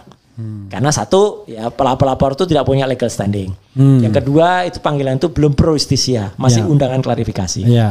3, tempus dan lokusnya tidak jelas. Ya, tidak ada tempus, tidak ada lokus di situ. 4, tidak ada nama terlapor. Jadi kalau kami datang, nanti kami itu akan menjadi ternyata kita berhubungan saudara dengan yang menjadi terlapor. Ya, kami nggak boleh. Apalagi kami yang mau dilaporkan. Itu kan sama saja dengan kita memberikan sesuatu yang konyol kepada para penyidik. Jadi akhirnya ya kami tidak datang. Clear gitu. Oke. Tapi yang menarik sama tadi saya Andi Azon bilang katanya siap 11.000 triliun %. Ya dia potong itunya doang. Lah iya. Kadang-kadang memang otak dari IQ 58 nih kayak gitu itu Mas gitu. Jadi ya kalau normal tuh paling enggak IQ-nya tuh 110 gitu ya gitu. Ya ini separuhnya gitu. Jadi karena memang banyak yang kayak gitu sukanya motong. Tapi kalau bagi mereka kita lebih kecil lagi loh katanya. 16 katanya. 16. Katanya sudah low bed. Low bed itu kan 15% muncul low bed itu. Ya dah, itu enggak apa-apa lah buat lucu-lucuan aja lah istilah itu. Nah, jadi kami juga kemarin menyatakan pada saat press conference kita siap hadir dan kita siap hadir juga pada gelar perkara khusus yang kemudian diselenggarakan di Bareskrim. Mas Roy, saya sambil ketawa ya. Iya, apa itu? Saya sedang berkomunikasi dengan seseorang. Ya itu tentang ijazah palsu, tentang Profesor P dan lain sebagainya. Tapi nggak apa-apa, teruskan aja. Oke, nah gitu. Jadi artinya. Maksudnya dia tiba-tiba dia ngomongin saya gitu. Dan nimbrung gitu ya. Iya. Jadi artinya gini. Ketika kemudian kami juga menyatakan siap datang itu adalah siap datang yang kami siap banget seharusnya pada hari Kamisnya. Jadi sehari setelah undangan Polda Metro Jaya, kami diundang juga gitu. Saya, Dr. Resmond, atas nama kami-kami yang terkait dengan laporan TPUA. Oke. Gitu ya, dan itu diadakan gelar perkara khusus. Oke. Cuman memang ada update yang sangat baru. Baru malam ini juga tadi beberapa jam sebelum kita podcast ya. Memang ada WA dan ternyata sudah dikonfirmasi resmi itu dari salah satu penyidik di Ditpidum Bareskrim. Gelar perkara khusus itu ditunda. Ditunda untuk hari Rabu minggu depan. Karena untuk agar persiapan yang lebih matang. Saya kira bagus lah kalau untuk persiapan lebih matang. Artinya satu di antara kami, saya Dr. Resmond juga bisa mempersiapkan lebih bagus lagi kalau akan menjadi ahli. Ya. Dan termasuk katanya konfirmasinya boleh bawa ahli katanya. Betul. Yang saya dengar ya. Iya karena mereka menyesuaikan dengan itu. Ya gitu. Jadi supaya dan malah silahkan membawa pihak-pihak yang akan diundang. Gitu. Jadi kami akan mengkonfirmasi itu. Jadi ini clear ya bahwa besok Rabu minggu depan ya itu sebagai pengganti yang harusnya Kamis. Ya, harusnya kan Kamis minggu ini. Jadi Kamis minggu ini tidak jadi ya. Tidak jadi ada diganti Rabu minggu depan. Dan itu sekaligus juga menjawab bahwa ada yang menarik juga karena bukan hanya itu surat yang kemudian diterima oleh TPUA, tapi TPUA juga mengirimkan surat. Ini yang menarik Mas kepada Propam, Mabes Polri untuk mengadukan di Ditpidum Pak Brigjen tadi itu Pak Johandani karena telah melakukan setidaknya diindikasikan lain Notor di Projo di sini kan telah melakukan beberapa hal yang tidak pada tempatnya. Itu detail banget itu. Ya saya dapat surat itu dari Rizal Fadilah juga. Betul, ya Pak Rizal Fadilah resmi karena beliau adalah wakil ketua TPUA. Clear kalau itu. Oke. Nah ini terakhir sekali ya. Ini yang ngeri-ngeri sedapnya. Mas Roy katanya bertemu dengan seseorang dan seseorang itu menyatakan berdasarkan bukan lagi katanya-katanya, ya, tapi langsung dari sumber langsungnya, ya intinya adalah memang ijazah itu dibuat biar lebih keren, lebih gagah katanya. Ya. Nah, itu gimana Mas Roy? Walaupun Mas Roy saya tahu tidak akan menyebutkan nama orangnya, mungkin inisialnya juga nggak mau disebutkan, tapi memang ada yang begitu. Satu ya, saya nggak perlu menyebutkan siapa dia. Ya. Tapi saya tidak perlu meragukan yang bersangkutan. Kecuali penyidik minta ya. Nah, kecuali penyidik minta. Ya. Dan itu kalau sudah pro permintaannya. Ya. Saya sudah lama. Kalau sudah pro justisia. Iya, gitu. Bukan pro co. Bukan pro. Tapi saya sudah lama kenal dengan yang bersangkutan. Ya. Yang bersangkutan nggak apa-apa, spill dikit lah. Yang bersangkutan tidak jauh beda dengan Pak Bitor. Oh sih. Dia adalah seorang kader. Oke. Kader militan dan kader yang sangat-sangat tajam lah di partai itu. Oke. Nah jadi nggak apa-apa kan spill dikit itu. Yeah. Tapi yang bersangkutan memang sampai dengan saat ini memang belum mau mengatakan secara on cam. Oke. Tapi kalau bukan bisik-bisik ngobrol dengan tenang mau. Gitu, ngobrol dengan santai bahwa beliau itu mengatakan gimana kalau ngobrol dengan tenang di RH Channel tidak usah kita siarkan tapi nanti siarnya. Nah itu jadi dia mengatakan begini, jadi dia pernah menasehati yang namanya Joko Widodo ini, Jokowi. Wes Thomas itu kata-katanya saya ulang. Wes Thomas nek memang ora duwe iki ya ora sah. Tek duk. Artinya sudahlah. Kalau memang tidak punya itu ya tidak usah membuat-buat atau apa gitu Mas. Ya, tapi yang bersangkutan Joko Widodo konon kata beliau ini mengatakan, wah, ora keren gitu. Nggak bangga, nggak pantas lah. Nah, akhirnya itulah. Makanya sempat terjadi acak adut lah di awal. Ada yang mengatakan awalnya titelnya Dokter Andes, ya kan? Ada yang mengatakan bahkan katanya nih Eko Sulistyo mengatakan double pendaftaran. Iya, double pendaftaran. Ada Dokter Andes, ada insinyur, ada yang konon melihat di loji gandrung itu titelnya Dokter Andes. Kemudian yang selalu dibuat sebagai bukti, meskipun itu menurut saya ya bisa jadi itu salah cetak, Sritek. Itu mungkin saja kalau. Tapi itu kalau satu momen itu saja, ya kita maklum salah. Tapi kalau misalnya di tempat lain ada kan. Nah itu makanya. Jadi apalagi kata Eko Sulistyo yang pendaftaran itu kan nggak mungkin rasanya M Taufik, kita kan taunya dari M Taufik ya. Persis. Omongan itu tidak ngomong begitu Eko Sulistyo atau misalnya Mas Taufiknya nangkapnya kurang-kurang rasanya. Nggak mungkin. Pak Taufik itu clear banget dan kita perlu ucapkan selamat juga ya. Pak Taufik kan barusan memenangkan itu kan salah satu. Soal pasir ya. Iya soal pasir itu ekspor. Padahal butir-butir pasir di laut itu berapa episode? Itu sandiwara radio zaman dulu. Butir-butir pasir di laut. Tiap hari. Pak kelihatan umurnya kita Pak. Dan kita nggak ngerti. Saya nggak pernah, untungnya saya nggak pernah dengar karena udah bosen kan. Saya tuh sangat terkesan karena dulu kan saya pernah ya orang radio lah gitu. Ya, wah itu kasetnya tuh dijajar itu sampai kan pasti tuh dari biro iklan aja kan ngirim untuk sekian bulan gitu kan. Jadi tinggal nanti radio tuh muternya masih pakai kaset tuh Mas. Itu tanggal sekian gitu lah. Jadi ya itulah sangat nama zaman dulu ya. Sangat legend. Kita seneng gitu ya. Padahal dia cuma ngomong perkelahian cuma suara-suara doang. Iya, terus kalau misalnya keributan tuh cuma pakai seng. Dan ternyata kalau dia kuda itu batok ini. Oh, batok kelapa. Kelapa. Dan yang paling lucunya itu selalu kalau nyabut pedang bunyi kring. Padahal kan ya kayak gitu situ juga. Kring sama siapa gitu. Cuma kalau nggak bunyi rasanya nggak nyabut pedang gitu. Ya itulah zaman kita tuh masih melihat. Tapi kita menikmati kok. Nanti gitu. Termul bilang ini apa nih orang gila dua orang itu. Oke, siap. Lanjutkan tadi itu bagian yang penting gitu. Jadi artinya apa? Ya kita dengan sosok yang sangat saya percaya tadi. Dan saya percaya pada akhirnya beliau akan bercerita. Gitu. Beliau yang satunya itu ya? Beliau yang satunya. Bukan beliau JKW bukan. Waduh, itu sulit, itu kayak mengharapkan kuda bisa menyanyi itu. Sampai lebaran kuda mungkin ya. Sampai lebaran kuda. Sampai hari raya kuda. Sampai hari raya kuda. Dan juga sampai ada istilah Mas. Mungkin peperangan Iran sama Israel itu berhenti Mas. Kalau Jokowi menunjukkan ijazahnya Mas. Tapi ini jangan ini. Ini sudah siapa yang ngomong kemudian dicabut lagi tuh pernyataan itu. Gara-gara ini. Oh iya dah. Iya, karena itu banyak meme-nya gitu. Iya, tapi itu kemudian dia ada cabut perang begitu. Oke. Karena apa ya? Tapi oke lah. Kalau ada meme-nya tuh memang lebih sulit sih memang. Makanya saya hanya baca, kita hanya baca meme kan gitu. Itu membaca meme yang jelas kan kita tidak sengaco cebokar Nusantara itu Mas. Oke Mas Roy, untuk menghormati penonton kita yang ternyata masih setia walaupun menjelang jam 12 malam ini.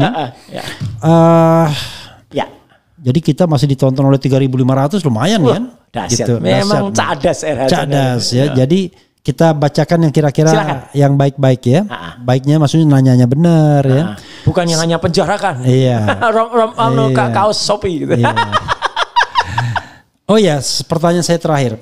Bagaimana pendapat Mas Roy mengenai desakan-desakan untuk segera meningkatkan kasus ini sebagai tahap kepenyidikan di Polda Metro? Berarti kan ada tersangkanya gitu. Itu pun hari ini kan terjadi Mas. Iya. Jadi sulit lah kita mengatakan kalau itu tidak ada bohir malah yang membiayai. Iya. Jadi konon kan anggota Cebokar Nusantara itu kan didatangkan Mas hari ini. Iya. Beramai-ramai mereka, ada yang dari luar pulau lah mana tuh. Dan mereka mendesak Polda Metro. Iya. Dan bahkan ini yang menurut saya lucu Mas. Ada seseorang yang disebut-sebut ahli gitu ya. Iya. Dan dia memang saya nggak tahu sejarahnya apa, tapi kayaknya ada sesuatu selek lah dengan Dr. Rismond. Iya. Jadi itu dia sampai nulis di sosmednya dia bahwa pada bulan Juli, berarti kan hanya ini status mereka akan naik jadi tersangka. Bahkan disebut Mas. Dan mohon maaf nih, saya sebut juga termasuk para podcast seperti Rafli Harun, semuanya. Abraham Samad gitu disebut juga. Semuanya akan naik. Dan nanti pada bulan Agustus sudah masuk ke persidangan. Ini ahli abal-abal banget ini ya gitu. Karena namanya ahli kok malah bocor-bocorin rencana penyidikan atau penyelidikan di dalam dan memastikan jelas statusnya saja masih berupa klarifikasi. Undangan klarifikasi. Jadi gini Mas, mau perkara yang diajukan oleh Joko Widodo. Kalau Juli udah bulan Juli ini sekarang. Lah iya makanya mau perkara yang diajukan oleh Joko Widodo yang dia memang punya legal standing, ya. Itu pun baru pada tahap klarifikasi dan belum pro justisia. Jadi artinya penyelidikan saja belum gitu. Nah, atau apalagi yang kita tidak penyidikan belum, penyelidikan sudah. Dan apalagi yang kemudian dilaporkan oleh orang-orang yang tidak punya legal standing kan. Itu kayak Pradi berdua, bertiga, berempat, berlima gitu kan gitu. Nah, kemudian ada kelompok namanya Patriot. Patriot itu ya yang siang hari tadi meminta pemakzulan itu namanya patriot betul tuh prajurit betul kalau itu ya. Orang ngakunya patriot Nusantara tidak punya legal standing, tapi anehnya kepolisian yang melayani yang kayak gitu. Jadi selain diperiksa juga kasusnya disatukan. Nah itu kan tadi kan kita berharap semua kasus itu seperti dikatakan Munarman pernah di sini harusnya diambil alih oleh Bareskrim semuanya. Betul, ke atas kan? Iya, karena intinya kan sama, yaitu soal ijazah Jokowi. Sehingga bayangan kita Bareskrim konsentrasi dulu pada pembuktian itu kan, baru yang lainnya ini. Enggak. Itu diselesaikan dulu, ditolak, dikatakan asli, lalu yang tukang lapor ini tukang ngumpulnya ini ternyata di Polda Metro Jaya. Makanya saya bilang sama di podcast saya, ketika Kapolri mengatakan kami akan undang forensik dan lain sebagainya. Ini kasus yang mana, Bro? Iya. Terus kalau kasusnya di Polda Metro Jaya itu kasusnya itu potensial untuk menersangkakan Roy Suryo dan kawan-kawan. Dan katanya ada 7 ahli yang mau dihadirkan. Ya kan? Tapi mungkin kita berbaik sangka barangkali ujungnya ini gelar perkara khusus ini. Jangan-jangan. Kita berbaik sangkanya begitu. Jangan-jangan. Ya, kita kayak pungguk merindukan bulan aja. Tapi kan nggak apa-apa. Kan kita rindu kan. Persis. Jadi artinya kalau tadi menjawab tadi ya kita senyumin aja deh Mas gitu. Kalau ada orang yang nggak ngerti hukum lah, kemudian main paksa, main coba Polda suruh meningkatkan statusnya, apaan gitu loh, gitu. Kita aja nggak mau datang, bukan nggak mau ya, kita tidak disarankan datang pada saat klarifikasi, ya kan, yang nggak ada bahan. Ya, aneh juga, kenapa mereka mau mengundang klarifikasi untuk orang yang potensial ditersangkakan, kan aneh kan? Ya kan, kecuali barangkali netral. Ya. ketika netral itu barangkali jadi clearing house dia. Persis, kan? Ya. Jadi clearing house ya kan. Ya. Tapi ini kan bukan jadi clearing house mas. Ini udah jelas. Ini yang lucu kan kayak gini mas. Yang lucu tidak Polda Metro, tidak juga Barreskrim. Kan saya juga sempat dengar dari teman-teman TPUA. Meskipun saya bukan bagian dari TPUA, kita hanya pihak yang diminta. Kan TPUA ketika melapor itu kan malah kayak TPUA yang disidik duluan kan. Iya. Ya kan. TPUA ini apa nih akte pendiriannya mana? Enggak terdaftar di AHU dan lain sebagainya. Lah apa urusannya? Itu. Padahal dia melapor kan. Aduh ya memang itulah. Harusnya orang-orang kayak maaf nih kayak Pak Bitor. Ya kemudian dia nyebut beberapa nama, ada Widodo, ada David, ada contohnya itulah yang kemudian ditindaklanjuti. Iya. Kemudian ada orang memberikan analisis kayak Pak Kolonel Sri, sanggup beliau menyampaikan saya akan datang akan jelaskan analisis saya gitulah, clear banget. Jangan orang-orang yang nggak jelas ini. Gitu. Ya. Oke. Ada lagi nih ya. Ya. Ini apa tadi komentarnya? Sebenarnya kita malu pada bangsa lain. Mereka sudah menguji roket, angkasa, tenaga nuklir dan lain. Kita baru berkutat soal ijazah. Ya. Kalau saja Pak Jokowi ikuti cara Obama, kasus ini nggak akan bikin gaduh seantero negeri. Ya kan ada beda. Kalau punya yang asli kan nggak ada masalah. Ini kita balik-balik lagi begitu kan? Iya benar. Gitu. Coba yang asli tunjukin selesai. Gitu. Kan mereka juga bilang mas, belum tentu nanti kalau tunjukin selesai atau kalau tunjukin jadi chaos mas. Siapa yang bisa kalau ijazahnya asli tunjukin ya nggak chaos lah. Iya. Jelas sudah pasti. Gitu clear. Jadi ini aneh logikanya dibalik-balik gitu. Sering kan. mulat lah. Oke. Itu mas. Kemudian apalagi ya? Barang palsu dipaksakan asli, parah ya. Tapi saya nggak bisa baca semuanya atau saya tidak bisa memilih juga. Karena kalau nanti dibilang wah ini memilih yang pro aja. Pilih yang pro. Yang kontra enggak ya kan. Gitu. Jadi. Tapi kalau jelas sudah ada banyak yang ngaco juga mas. Kalau judul masuk gak itu gacor gitu. Oh nggak ada nih. Nggak ada ya. Gitu. Mungkin udah istirahat tuh judul-judul. Iya biasanya ada itu gacor apa-apa. Iya. Saya takutnya tiba-tiba kita kalau salah klik ke klik jempol. Wah itu. Iya. Nanti jadi kayak akun Wapres dong. Iya. Bukan hanya menjempolkan tapi memfollow akun judul. Dia bilang follownya dulu bukan judul, dia bilang. Dulunya bukan judul katanya, tapi ternyata belakangan jadi judul. Udah follow dari tahun 2022 kok. Iya. Dan diklarifikasi dan aneh banget klarifikasinya tuh set Wapres yang bilang kami sudah unfollow. Udah aja. Enak jadi banget. Ini kayak lagu Follow the Moskwa. Wah ini ada yang bilang Raden Valen, pendekar hukum tata negara dan pendekar telematika loh biasa. Gitu. Telematika itu kan matematika dari jarak jauh. Jarak jauh mas. Jadi tele jauh, matematika jarak jauh. Ada aja. Kemudian akhirnya polisi telah sudi menganggap waras rakyat Indonesia setelah selama ini membabi buta memanipulasi bukti-bukti norak dengan argumen kacangan yang benar menurut mereka doang. Insya Allah. Honestly ya. Belum. Baru ya. Tapi ya kita beri hormat. Setidaknya kita ngobrol di saat-saat Polri barusan merayakan 79 tahun. Ya, 1 Juli ya, 1 Juli. Ya, moga-moga presisi benar mas. Benar-benar presisi gitu. Presisi itu bukan hand press gitu ya. Itu beda lagi itu.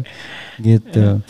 Oke, apa lagi nih? Ya sudahlah Mas Roy, ini nanti bisa dibaca sendiri. Baik. Mungkin Mas Roy wrap up sedikit kita punya percakapan dan kemudian barangkali closing statementnya apa. Silakan Mas Roy. Jadi intinya begini ya, perjalanan panjang ya. Saya memang baru terlibat mulai dari awal April ya gitu. Belum tahun, katanya sudah 2-3 tahun enggak ya. 2-3 tahun yang lalu itu memang ada kayak Bambang Trimulyono, kayak Gus Dur yang memang sudah berjuang duluan. Cuman memang waktu itu mungkin teknologinya belum mendukung. Mungkin kondisi masyarakatnya juga belum mendukung. Ya itu saya kira ya mungkin hanya waktunya saja yang belum pas. Tapi akhirnya tetap terjadi ya yang namanya kriminalisasi terhadap mereka. Karena mereka dipidana dengan hanya bukti berupa fotokopi kan. Jadi tidak pernah dipastikan ijazahnya Jokowi itu asli. Ya, tapi tiba-tiba mereka sudah dianggap mengedarkan kabar bohong, bahkan dikatakan menistakan agama dengan sumpah mubahalah itu. Jadi itu satu ironi yang sangat besar atau satu tragedi buruk bagi Republik ini.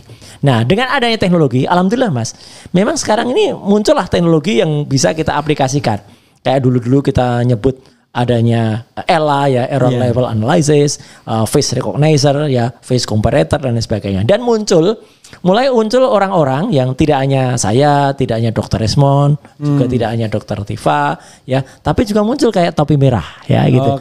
Kemudian ada ahli dari ITB yang masih disembunyikan namanya itu ya. Maksudnya kita tahu lah inisialnya M lah itu. MA. Ya itu. Sebut saja gitu ya. Iya, itu sebut saja Mawar. Bukan Mawar. Mawar lain lagi tuh. Gitu. Jadi artinya memang ya kalau orang bilang memang sudah saatnya. Logo Dinonya sudah nyampe. Itu muncul. Dan pasti sudah bisa kita katakan 99,9% ijazah Jokowi itu adalah fake atau palsu. Dikonfirmasi lagi dengan skripsi yang sangat-sangat tidak memenuhi syarat, tidak ada lembar pengujiannya, nama Profesor Dr. Insinyur Ahmad Kasmojo tanda tangannya diragukan, bahkan oleh putrinya sendiri, Mbak Aida Greenberry yang ada di Australia, yang malah mengatakan tanda tangan ayah saya tidak seperti itu, nama ayah saya juga pakai U, tidak pakai OE. Sosok seperti Pak Kasmojo yang muncul dan kita harapkan ada muncul sosok-sosok pahlawan-pahlawan pemberani dan kejujuran lainnya kayak Pak Kasmojo ya. Ya kita harapkan orang-orang yang tadinya kayak Widodo, kayak Anu itu bisa, tapi mungkin belum saja waktunya atau belum muncul ketetapan hatinya. Tapi akhirnya dengan adanya itu muncullah hal baru ya, atau temuan atau novum yang dikatakan oleh Pak Bitor ya gitu. Meskipun ini belum sampai pada satu tahapan kesimpulan atau konklusi, meskipun sudah muncullah nama-nama yang pantas bisa diklarifikasi. Namanya karena Profesor. Jelas, orangnya jelas. Iya, ada jelas. Semua kan. Selain Widodo, kemudian nama-nama kayak David, Widodo, Denis dan lain sebagainya. Muncul nama juga lah kayak Profesor Paiman Raharjo ya. Kemudian muncul orang-orang yang bisa membantu hal itu. Kayak muncul nama Kolonel Sri ya gitu, kemudian Sri Rajasa, kemudian nanti akan muncul nama-nama orang yang berasal dari pasar pramuka itu gitu. Mesin 1-2 kita mohon maaf karena mungkin pengalaman Widodo kita masih belum sampaikan dulu, nanti takutnya dia yang kemudian akan dikejar-kejar atau dikondisikan. Tapi yang jelas juga penemuan di lapangan termasuk ketemunya koran Kedaulatan Rakyat, ketemunya tahun KKN yang tidak match ya 83 atau 85, ketemunya desa KKN yang sudah dikondisikan dan tidak sesuai dengan kondisi ketika orang KKN itu makin menebalkan keyakinan kita pada kesimpulan soal ijazah. Bukan ini melebar kemana-mana, bukan, tapi ini malah makin memperkuat itu. Dan pada ujungnya nanti saya kok percaya tetap bahwa nanti akan ketemu yang namanya itu diproduksi di mana, asal ini catatannya satu Mas. Asal kepolisian atau aparat yang bisa melakukan dengan netral, dengan jujur, dengan presisi itu mau menindaklanjuti temuan-temuan tadi.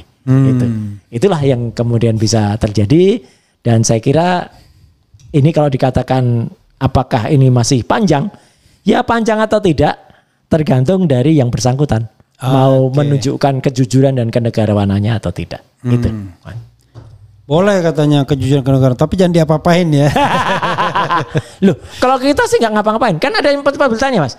Mas, kalau Anda kata dia mengaku atau terbukti, apakah Mas akan mempidanakan dia? Enggak Mas, kami tidak punya hak untuk mempidanakan dia. Ya, kami hanya menuntut kejujuran saja. Perkara mempidanakan dan itu soal lain gitu ya. Kalau kemudian dia terbukti kemudian melanggar undang-undang tentang pemalsuan dokumen, ya itulah. Gitu. Tapi apakah kemudian konsekuensi apa ada itu mungkin kalau soal apa-apa itu kan bukan urusan kita itu. Itu urusan hukum. Kalau saya sih malah begini sebenarnya. Kan ada instrumen ketatanegaraan yang bisa dijalankan sesungguhnya. Yang penting clear.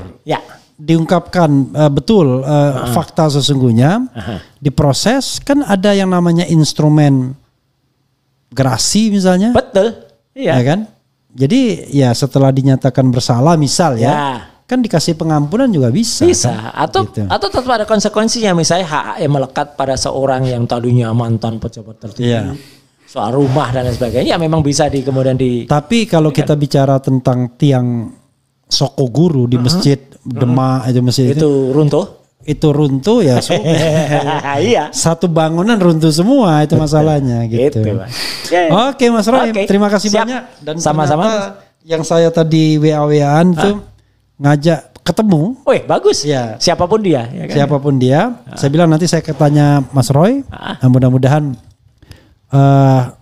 Mas Roy bersedia juga ya. Saya katakan Mas Roy oke. Siap. Nanti kita tentukan. Oke. Ya saudara sekalian itu saja ya. Kebenaran itu kita tidak bisa monopoli ya. Belum tentu juga semua apa yang kita sampaikan ini benar adanya. Tetapi paling tidak kita berusaha jujur menyampaikan apa yang kita peroleh dan ketahui informasinya. Soal nanti apakah ijazah Jokowi asli atau tidak, ya memang harus ada sebuah putusan pengadilan. Kok lihat sini putusannya Mas?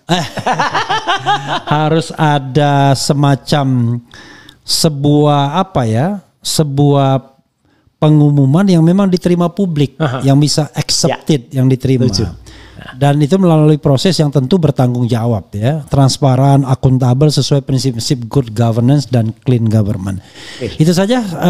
Terima kasih. Wassalamualaikum warahmatullahi wabarakatuh.